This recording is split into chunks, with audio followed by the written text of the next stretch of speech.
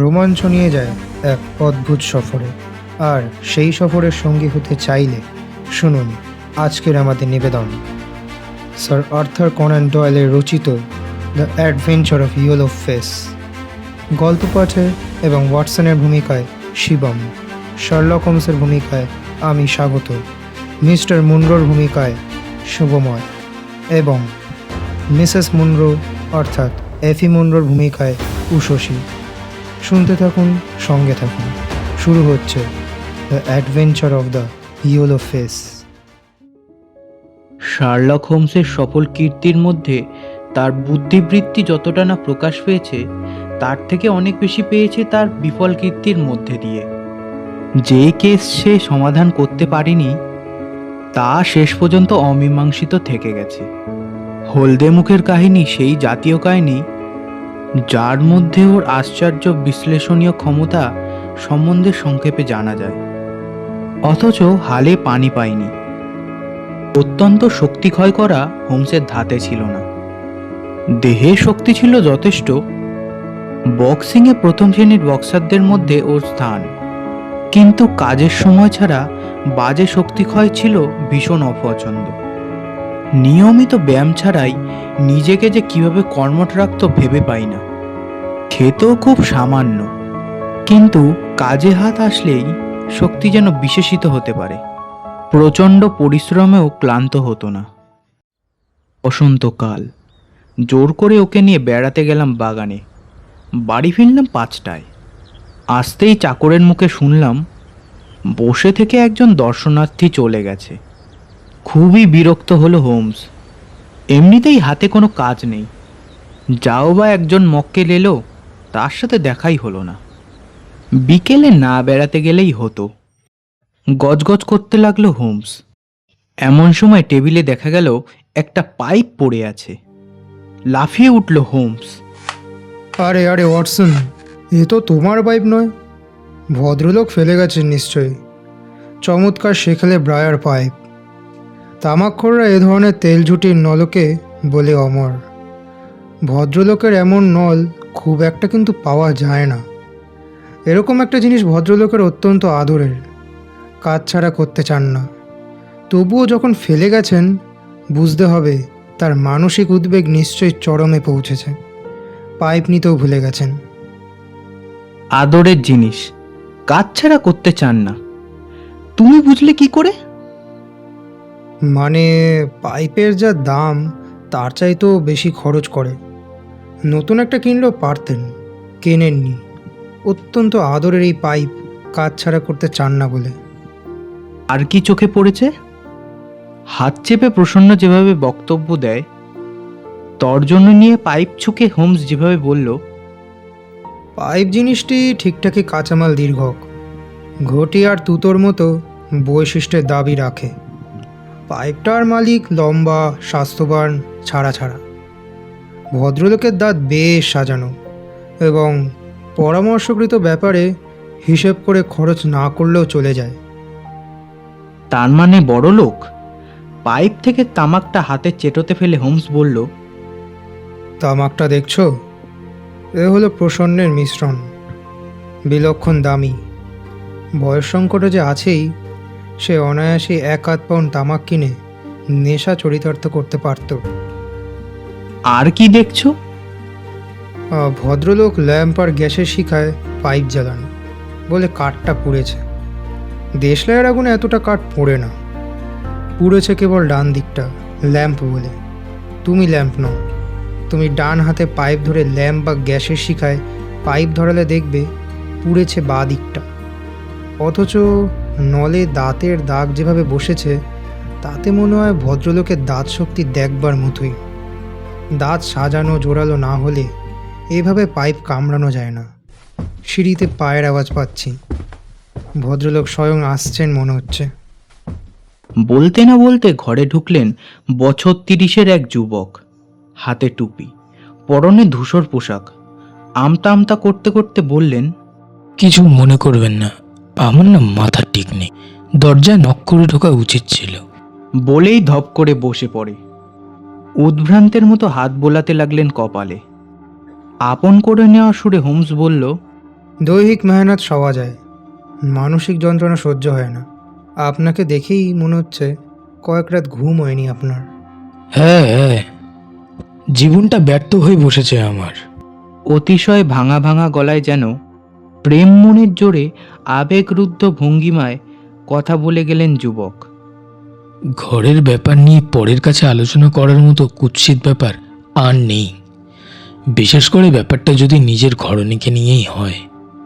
Mister grant Munro? তড়াক করে লাফিয়ে উঠল যুবক। আমার নামও জানেন দেখছি। হাসল হোমস, তারপর বলল, নামটা আপনার টুপির ভেতর লিখে রেখে আমার দিকেই ফিরিয়ে রেখেছেন। আপনি স্বচ্ছন্দে আপনার কাহিনী বলুন। এ ঘরে এর আগে অনেক গোপন রহস্য আমরা দুই বন্ধু শুনেছি, সমাধানও করেছি, অনেকের হৃদয়ের জ্বালা জুড়োতে পেরেছি। বলুন আপনি। আবার ললাটে হস্তচারণ করলেন গ্র্যান্ট মুনরো। হাবভাব দেখে বোঝা গেল কথা তিনি কম বলেন, মনের কথা মনে চেপে রাখতে পারেন, নিজেকে নিয়েই তন্ময় থাকেন। কিন্তু সেই অভ্যাসে অনর্থ হতে যাচ্ছে বলে নিজেকে আর সামলাতে পারছেন না। মিস্টার হোমস, আমার বিয়ে হয়েছে 3 বছর আগে। 3 বছর আমরা পরম সুখেই কাটিয়েছি। কেউ কাউকে ভুল বুঝেনি, কখনো মতান্তর হয়নি। কিন্তু গত সোমবার থেকে মনে হচ্ছে স্ত্রী অনেক দূরে সরে গেছে। কারণটা আমি জানতে চাই। একই কিছু আমাকে ভালোবাসে, তাতে একটু চির ধরেনি, সেটা বোঝা যায়। কিন্তু একটা গুপ্ত রহস্য অজগর প্রাণীর মতো দুঃস্বপ্নের মতো হা করে উঠেছে। একিকে বিয়ে করেছিলাম বিধবা অবস্থায়। নাম ছিল মিসেস হেব্রন। আলাপ যখন হয় তখন তার বয়স 25। অল্প বয়সে আমেরিকায় গিয়েছিলেন, আটলান্টিকায় থাকতো। বিয়ে হয়েছিল উকিল হেব্রনের সঙ্গে, এটি বাচ্চাও হয়েছিল। তারপর পিতর জ্বরে স্বামী আর সন্তানের মৃত্যু হওয়ায় ও দেশে ফিরে আসে। মিস হেব্রনের জন্য যে টাকা রেখে গিয়েছিলেন তার সুদ পাওয়াই যেত ভালো। দেশে ফেরা 6 মাস পরে আলাপ হয় আমাদের, তারপর বিয়ে। হেব্রন ভদ্রলোকের ডেথ সার্টিফিকেট আমি দেখেছি। আমার নিজের কারবার আছে। বিয়ের পর নরবীতে একটা বাড়ি ভাড়া করলাম। জায়গাটা বেশ নিরিবিলি, পল্লীও আছে। আমাদের বাড়ির সামনে একটা ফাঁকা মাঠ, মাঠের ওপারে একটা কটেজ, আর কোনো বাড়ি নেই। সেই কটেজটার সদর দরজা। আগে একটা কথা বলে রাখি, বিয়ের পরে স্ত্রী ও সব টাকা আমাকে লিখে পড়ে দিয়েছিল। আমার বানন শোনেনি, ব্যাখ্যা করি যদি টাকাটা জলে যায়। যাই হোক, 1.5 মাস আগে একদিন হঠাৎ আমার কাছে 100 পাউন্ড চাইল। আমি তো অবাক, এত টাকা হঠাৎ কি দরকার পড়তে পারে ভেবে পেলাম না। জিজ্ঞেস করলাম, ও এড়িয়ে গেল। চপলভাবে শুধু বলল, তুমি তো আমার ব্যাংকার। ব্যাংকার আবার অত কথা জিজ্ঞেস করে নাকি? তবে কি জন্য টাকাটা নিচ্ছি পরে বলবো, এখন নয়। চেক লিখে দিলাম 100 পাউন্ডের। কিন্তু সেই প্রথম স্বামী স্ত্রীর মধ্যে খোলাখুলি সম্পর্কে একটু ফাটল ধরল। কি যেন লুকিয়ে রাখা হলো আমার কাছে। বাড়ির উল্টো দিকে মাঠের ওপারে দোতলা কটেজের পাশে আমি প্রায় বেড়াতে যেতাম, ঝোপঝাড় গাছের গণ্ডে। গত সোমবার বেরিয়ে ফেরবার সময় দেখলাম বাড়িতে নিশ্চয়ই ভাড়াটে এসেছে। এতদিন খালি পড়েছিল, একটা খালি গাড়ি দাঁড়িয়ে আছে। সদর দরজার সামনে নামানো হচ্ছে মালপত্র। মুখটা পুরুষের নাকি নারীর দূর থেকে ঠাহর করতে পারলাম না। শুধু দেখলাম একটা বিষম বিচ্ছিরি হলদেটে রঙের মুখ স্থির হয়ে দেখছে আমাকে। চোখাচোখি হতেই হঠাৎ স্যাত করে পেছন সরে গেল মুখটি, যেন জোর করে টেনে নেওয়া হলো ঘরের ভেতর থেকে। কৌতূহল আর বাগ মানল না, দেখতেই হবে কে এলো আমার প্রতিবেশী হয়ে। এগিয়ে গেলাম সদর দরজার সামনে, কিন্তু চাকর বাকর আগেই তলা ভাঙা একটা মেয়ে ছেলে বেরিয়ে এসে কড়া কড়া কথা বলে তাড়িয়ে দিল আমাকে। বাড়ি ফিরে এলাম, মন থেকে কিন্তু হলদেটে মুখটার স্মৃতি মুছতে পারলাম না। স্ত্রীকেও কিছু বলবো না ঠিক করলাম, যা ভেতু স্বভাব, ভেবে ভেবে হয়তো আধখানা হয়ে যাবে। সবার আগে কেবল বললাম, সামনের বাড়িতে নতুন প্রতিবেশী এসছে, আমি কুণ্ঠকের মতো ঘুরছি। এই নিয়ে আমাকে রাগান্বিতও হয়। কিন্তু সেই দিন ওই বীভৎস হলদেটে মুখটা দেখার পর ঘুম তেমন গাঢ় হলো না। চমকে চমকে উঠতে লাগলাম। সেই কারণে গভীর রাতে টের পেলাম চুপি চুপি বিছানা ছেড়ে উঠে পোশাক পরে এই বেরিয়ে গেল ঠিক চোরের মতো ভয়ে ভয়ে। ঘড়ি দেখলাম রাত 3টে। এত রাতে বাড়ির বউ বাইরে বেরোয় কেন? বাইরে বেরোনোর সময় ওর মুখের চেহারাও দেখেছি, মরার মতো ফ্যাকাশে, নিঃশ্বাস নিচ্ছে ঘন ঘন। ব্যাপারটা কি? 20 মিনিট পর ফের সদর দরজা খোলার আর বন্ধ করার আওয়াজ পেলাম।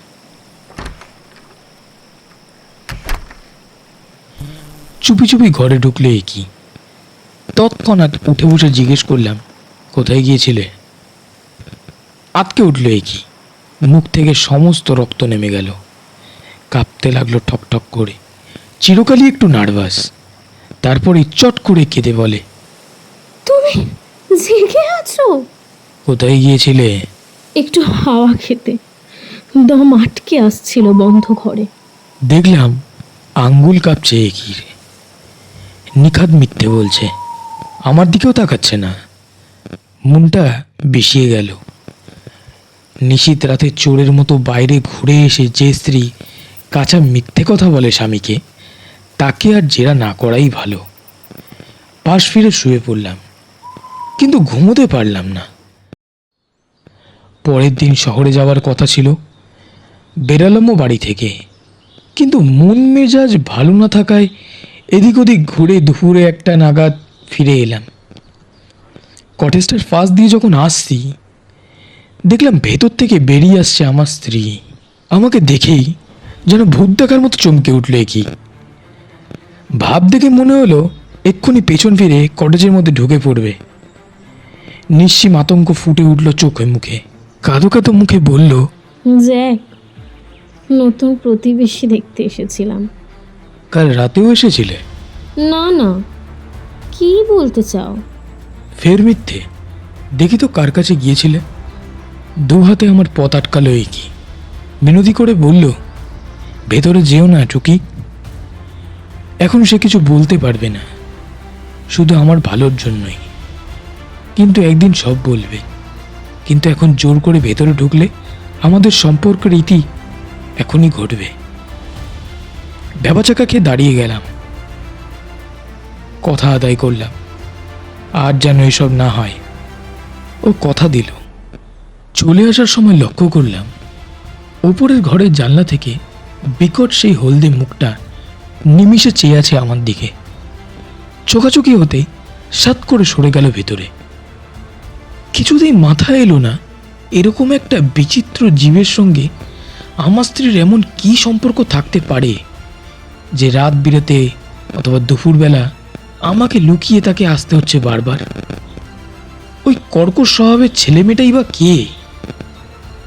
এ কি রহস্য গড়ে উঠেছে সামনের বাড়িতে? 2 দিন ভালোই কাটলো। তৃতীয় দিন শহরে কাজ পড়ল। যে ট্রেনে ফেরবার কথা ছিল, তার আগের ট্রেনে বাড়ি ঢুকতেই আমার যে চমকে উঠে আমাকে দেখে। গিন্নিমা কোথায় গেছে জিজ্ঞেস করাতে আমতা আমতা করে বলল, মানে এই গেছে একটু বাইরে। ওর সন্দেহ হলো। উপরে উঠলাম, একিকে দেখতে পেলাম না। জানলা দিয়ে দেখলাম মাঠের ওপর ঊর্ধ্বশ্বাসে দৌড়াচ্ছে জি। বুঝলাম সব। আমার অনুপস্থিতিতে ফের সামনের বাড়ি গিয়েছে একি। যেই যাচ্ছে আমার ফিরবার খবর দিতে। মাথায় রক্ত চড়ে গেল। ঠিক করলাম এর একটা হেস্তনেস্ত আজকেই করব। বাড়ি থেকে বেরিয়ে খ্যাপার মতো দৌড়ালাম কুটিরের দিকে। মাঝপথে দেখা হলো একি আর ঝিয়ের সঙ্গে। হন্তদন্ত হয়ে ফিরছে। আমি কিছু ওদের ঠেলে সরিয়ে দিয়ে ঢুকলাম কুটিরের মধ্যে। নিচতলায় দেখলাম জল ফুটছে কেটলিতে। ওপরের তলায় হলদে মুখ যে ঘরে দেখেছিলাম, সেই ঘরটা কেবল সুন্দরভাবে সাজানো। মেন্টাল পিসে রাখা আমার স্ত্রীর ফটো, 3 মাস আগে তুলেছিলাম। এছাড়া বাড়ি একদম ফাঁকা। নিচের হল ঘরে দেখা হয়ে গেল স্ত্রীর সঙ্গে। ফটো কাকে দিয়েছে এবং কার কাছে সে এত লুকিয়ে চুরিয়ে আসে, এ প্রশ্নের জবাব সে দিল না। করুণ স্বরে শুধু বলল, বলতে পারবো না জ্যাক, কিন্তু যেদিন সব জানবে ক্ষমা করতে পারবে। আমি বললাম, তোমার আমার মধ্যে বিশ্বাসের সম্পর্ক কিছু আর রইল না মিস্টার হোমস। সেই থেকে আমি পাগলের মতো হয়ে গিয়েছি। এই ঘটনা ঘটছে কালকে। আপনার কাছে ছুটে এসেছি পরামর্শ নিতে। এই উৎকণ্ঠা আর সহ্য করতে পারছি না। বলুন এখন কি করি? তময় হয়ে শুনল সব হোমস। গালে হাত দিয়ে বসে রইল অনেকক্ষণ। তারপর বলল, হলদে মুখটা কি পুরুষের? বলা মুশকিল। দেখে গা ঘিনঘিন করেছে। বিকট রং, আতুর ভাব দেখে সমস্ত শরীর শিউরে উঠেছে। দুবারই চোকাচুকি হতে লাফিয়ে পিছিয়ে গেছে। আচ্ছা, আপনার কাছে স্ত্রী টাকা নেওয়ার এটা কদিন পরের ঘটনা? মাস 2। ওর প্রথম স্বামীর ফটো দেখেছেন? না, আটলান্টায় থাকার সময় আগুন লেগে সব পুড়ে যায়। কিন্তু ডেথ সার্টিফিকেটটা দেখতে পেয়েছেন? সেটাও পুড়ে গিয়েছিল। আমি দেখেছি শুধু একটা কপি। আমেরিকায় আপনার স্ত্রীকে চিনত এমন কাউকে জানেন? না, ওর নামে চিঠি আসে আমেরিকা থেকে? তেমন কাউকে চিনি না। তাহলে এক কাজ করুন, বাড়ি ফিরে যান। কুটির থেকে যদি ওরা চম্পট দিয়ে থাকে এর মধ্যে, তাহলে কিছু করার নেই। আর যদি এর মধ্যে আবার ফিরে আসে, আপনি আড়াল থেকে তা দেখতে পেলেই আমাকে টেলিগ্রাম করে দেবেন। নিজে ঢুকতে যাবেন না। 1 ঘন্টার মধ্যে পৌঁছে যাব আপনার কাছে। বিদায় হেলেন গ্র্যান্ট মুনার। ওয়াটসন, ব্যাপারটা খুব সুবিধার মনে হচ্ছে না। ব্ল্যাকমেলিং চলছে মনে হচ্ছে। ব্ল্যাকমেলারটি কে? সাজানো ঘরে যে থাকে, মিসেস মুনরোর ছবি যে ম্যান্টেল পিসে সাজিয়ে রাখে, যার মুখ হলদে। সে কে? মিসেস মুনরোর প্রথম হাজব্যান্ড বলেই আমার বিশ্বাস। সেই জন্যই দ্বিতীয় হাজব্যান্ডকে ঢুকতে দিতে চান না। আমেরিকায় যাকে বিয়ে করেছিলেন নিশ্চয়ই সে মারা যায়নি।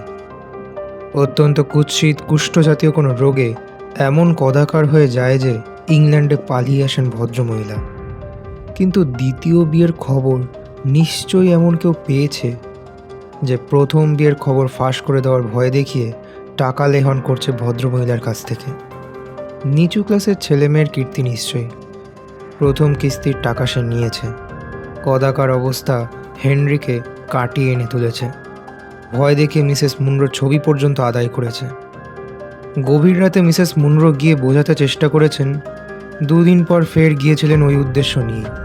কিন্তু মিস্টার মুনরো হঠাৎ ফিরে আসায় বিয়ের মুখে খবর পেয়ে প্রথম স্বামীকে সেই বদ চরিত্রের ছেলে মেয়েটির সঙ্গে পাচার করে দেন পেছনের দরজা দিয়ে। সবাই তো আন্দাজে বলে গেল। এছাড়া আপাতত আর কিছু দরকার নেই। বিকালে টেলিগ্রাম পেল গ্র্যান্ট মুনারের কাছ থেকে। বাড়িতে নাকি লোক দেখা গেছে। 7টার গাড়িতে রেন আর হোমস রওনা হলো। যথাসময়ে পৌঁছে গেছিলাম নরবরিতে। তারপর স্টেশনে দেখা হলো গ্র্যান্ট মুনরোর সঙ্গে। উত্তেজনায় কাঁপছেন ভদ্রলোক, ফ্যাকাশেও হয়ে গেছেন।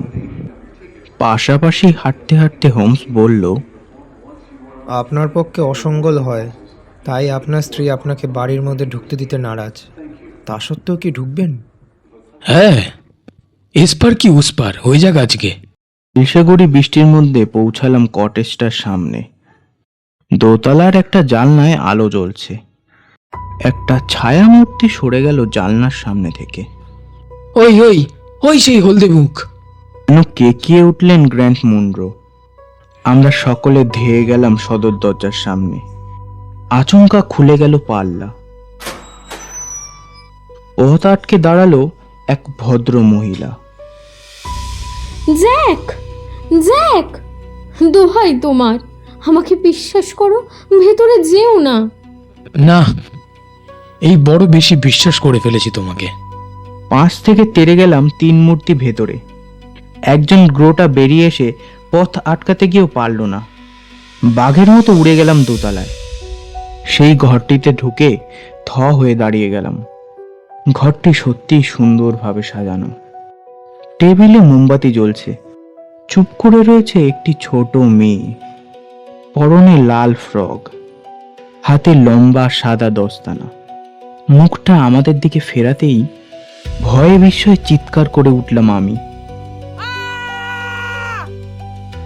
সেই মুখে প্রাণের কোনো সার নেই, স্পন্দনও নেই, রঙও নেই।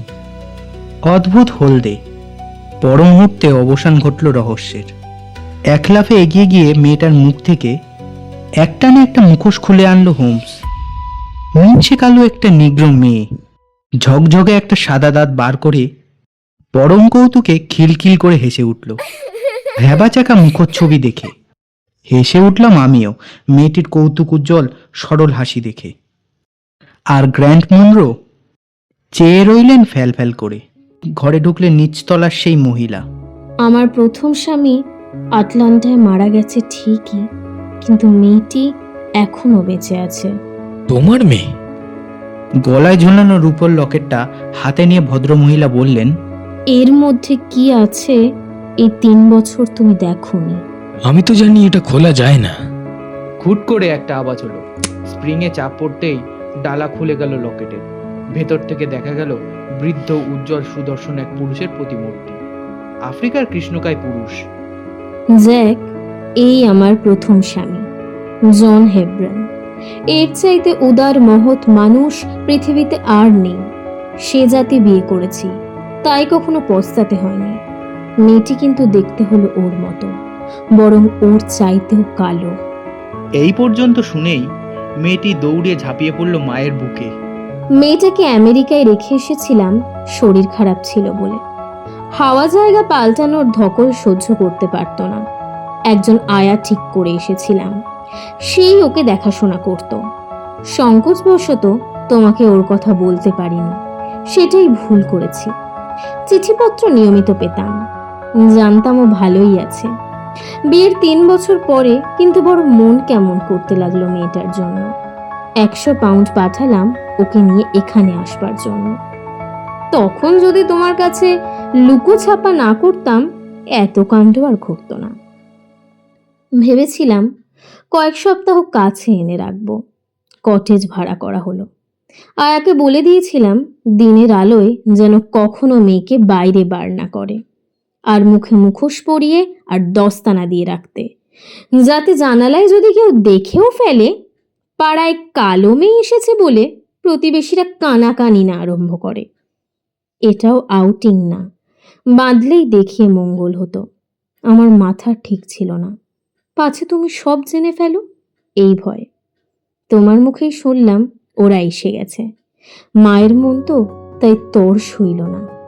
তোমার ঘুম খুব গাঢ় বলে ঠিক করলাম রাতেই মেয়েটাকে গিয়ে কোলে নি, কিন্তু তুমি দেখে ফেললে। 3 দিন পর যখন জোর করে কটেজে ঢুকছিলে, ঠিক তার আগেই ওরা পেছনের দরজা দিয়ে বেরিয়ে গিয়েছিল বাড়ির।